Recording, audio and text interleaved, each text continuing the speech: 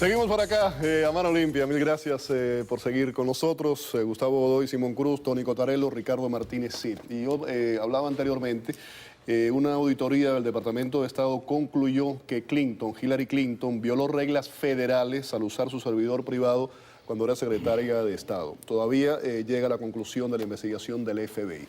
Esto, desde el punto de vista legal, Ricardo, ¿a dónde conlleva? Yo como abogado no te puedo opinar porque no tengo los datos. ¿Puede terminar en un encauzamiento criminal en contra de ella? Yo no conozco los hechos, no te puedo opinar como abogado. Ahora sí te digo que me parece a mí que la prensa, si esto hubiera sido un Richard Nixon, el que hubiese cometido esas indiscreciones, habría un arremolinamiento alrededor de él y los tiburones pedirían sangre. Lo que pasa es que, en mi opinión, esta señora tiene un margen de tolerancia que no tenía, por ejemplo, el señor Nixon con sus papeles de Watergate, etcétera, etcétera. Yo no sé cómo va a acabar, pero siempre el sentido del humor se impone. Y ahora hay unas pegatinas en los automóviles que dice Hillary for Prison 2016, en vez de para presidente, para prisionera. Yo no sé cómo va a terminar eso. Sería un desastre para el país que encauzaran a esta señora. Sí, señor. Ante las elecciones, porque entonces habría un vacío político enorme del Partido Demócrata. Y Sanders, entonces. Y Sanders, que es el demagogo clásico de vacaciones de luna de miel en la Unión Soviética, y yo creo que devoto y acólito de Stalin en su corazoncito rojo, que sería mucho peor que Hillary Clinton. Entonces sí estamos perdidos. Yo te digo, soy muy pesimista en el sentido que no solo veo el problema político, sino también el señor es economista y no yo, pero yo veo un problema económico muy grave para nuestros nietos, que es que los Estados Unidos ya muchos años, con la prepotencia imperial de imprimir muchos dólares sin ofrecer a cambio de eso ningún tipo de servicio, y yo creo que la economía americana se nutre, y esto es teoría mía de la Escuela de Economía de Hialeah, que estima que si algún día los bancos mundiales de todos los países que tienen sus divisas en dólares lo vuelcan al mercado americano a comprar con ellos patines, bicicletas, camiones y carros, el país se va a la quiebra como se fue a Alemania de Weimar. Porque lo que tenemos aquí yo creo que es una burbuja financiera en la cual los Estados Unidos le ha vendido al mundo después de la Segunda Guerra Mundial el hecho de que el dólar es una cosa sagrada y que puede imprimir todo lo que haga falta con punticos y ceritos. Y no es así. Entonces, Simón, ¿economía falsa? Completa, en mi opinión. No, porque la economía va basada en el Producto Bruto de un país, y este país sigue siendo el número uno en el mundo, todavía por encima de China en su Producto Bruto, y ahí es donde está basado el dólar, en la producción del país y la confianza que tiene. ¿Qué es lo que sucede en estos momentos en Brasil, en Europa? Cada vez que hay una crisis vienen a comprar propiedades aquí. Con dos caveats a eso que tú has expuesto ahí. Primero que nada, que en el Producto Nacional Bruto se incluyen los servicios.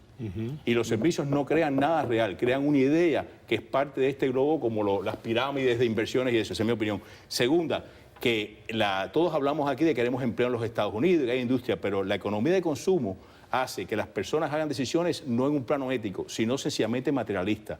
Cuando yo compraba un carro, siempre buscaba que fuera un carro americano, ya compré un alemán. Es decir, ya llega los productos chinos, mientras el obrero americano prefiera pagar menos por un par de alpargatas, pues las fabricarán donde se cuesten menos las alpargatas, porque no hay una conciencia de que tú estás desplazando tu propia economía. Las personas se quejan de que se ha perdido trabajo para otras partes del mundo, pero sin embargo, esas son las mismas personas que van a Walmart o van a Target. Correcto. Y no les importa comprar cosas que fueron hechas en otros países. El otro punto es que Donald Trump, que sigue fabricando sus productos en China, en México y en Bangladesh. Y empleando inmigrantes de Europa. El otro punto es que la deuda externa americana no está en manos de americanos ya. Es decir, después de la Segunda Guerra Mundial, Alemania destruida, los rusos pobrecitos nunca han contado para nada, Europa destruida, y Inglaterra remolca a los Estados Unidos. En ese momento, definitivamente, el poderío americano era abrumador y había unas reservas en oro en Fort Knox. El señor Nixon y el señor Kissinger se juntaron un día y dijeron, esto del oro es una bobería, ¿por qué no hacemos una cosa? Vamos a armar a los chinos para hacer un contrapeso a los rusos y vamos a liberar el dólar y vamos a imprimir más dólares. Eso hará que yo creo que es un problema de fondo y muy importante. Entonces, básicamente lo que dice es que esto es causa y efecto. Esto es una cosa que ha venido, que es un tsunami hoy en día de la crisis que puede haber en este país. No, y yo estoy muy preocupado porque vemos una crisis política que no está mano a mano a una crisis real económica. Por ejemplo, en Alemania de Adolfo Hitler, cuando esos gobiernos de extrema derecha o de extrema izquierda se hicieron de Europa, es porque había una crisis económica profunda en la cual vemos toda la fotografía de los alemanes con un carretón de madera lleno de Reichsmarks que los iban a quemar, no el carretón, sino los barcos, porque no valían nada. Entonces, y ellos tuvieron una crisis política. Nosotros tenemos una crisis política sin crisis económica. Si algún día nos viene una crisis económica donde los señores que trabajan 8 horas y 10 horas y 12 horas diarias, 2 trabajos, no tienen para darle a comer a sus hijos y ven la estructura que tenemos de distribuir beneficios a aquellos que no los han creado, aquí va a haber una crisis política de peso pero es que la insospechable. tenemos. Si te pones a leer en primer plano hoy del New York Times, está hablando de eso mismo. Porque, ¿por qué surge un Donald Trump? Porque la clase blanca americana nativa se encuentra que ya no tiene los beneficios que tenía antes, no tiene los empleos, no tiene la misma capacidad de prosperar. Entonces se encuentran en un momento que se sienten con una ansiedad tremenda, que es lo que se está viendo. Y por eso surge un Donald Trump y por eso surge un Bernie Sanders, que está por los inmigrantes. Son muy parecidos. Uno promete crear empleos de un sombrero, de una chistera, y el otro te dice que va a multiplicar panes y peces y se lo va a dar a todo el mundo que le haga falta comer. La prueba fehaciente del cambio que ha habido políticamente, económicamente en este país. Y en el mundo entero. Yo sueño con un partido republicano, con un Rockefeller, con un Lindsay, y un partido demócrata con un Johnson. Pero eso no va a venir nunca más, porque la masa... No, cuidado, el péndulo te puede dar en la cabeza, ¿eh? Es decir, yo soy de los que piensa que una estructura como esta se puede desplomar de un día para otro, porque yo vi con 9 años un país que se desplomó y vi a la gente rompiendo los parquímetros con un palo, es decir, eso lo vi yo chiquito. Entonces, lo que era una estructura política aparentemente estable, con un ejército, una marina de guerra, se hizo nada en horas. Y en los Estados Unidos... Con una corrupción que había un comején, vacío. Sí, yo estoy de acuerdo con eso. Pero aquí estamos viviendo un debilitamiento en las instituciones que es peligrosísimo. Estamos hablando ya no de política, republicana, demócrata, en ambos partidos, porque por ejemplo había una ala siempre demócrata que yo simpaticé con ella, que era de Scoop Jackson, que eran hombres que tenían el Estado en la cabeza. Lo que hay ahí es una turba de demagogos, y del otro lado le salen al paso con consignas huecas y dogmas religiosos. Entonces, tenemos ambos partidos, se han adueñado de ellos los polos y, en mi opinión, están debilitando la institución en sí. Estamos de acuerdo, empezamos en desacuerdo, ya estamos de acuerdo, ya resolvimos. No, estamos de acuerdo, tú y yo estamos de acuerdo que el gobierno debe dejarte funcionar a ti como comerciante. Pero lo que yo no sé, de dónde viene el amor ese a las palabras como políticas sociales, porque de dónde se saca eso, sino de esas mismas regulaciones que te maniatan a ti y te roban parte de lo que tú produces. Contrato social con la sociedad. Y eso ha venido surgiendo no solamente aquí, sino en Europa, en todo, y por eso se ha desgastado tanto, que ha matado el incentivo a las clases productivas de la nación, porque ven que hay tanta... Eso es el mismo argumento, yo sé que muchas personas no quieren pensar en eso, pero el mismo argumento del 53-47 de Mitt Romney. O sea, de que hay una clase que es consumidora y esa sigue creciendo, y la productiva, la que produce, sigue mermando. Entonces, ¿quién lleva a llegar el momento donde va a haber más consumidores que personas que son productores? Entonces, ¿quién va a poder apoyar toda esa red de servicios que hoy en día se le da a la sociedad, al ciudadano?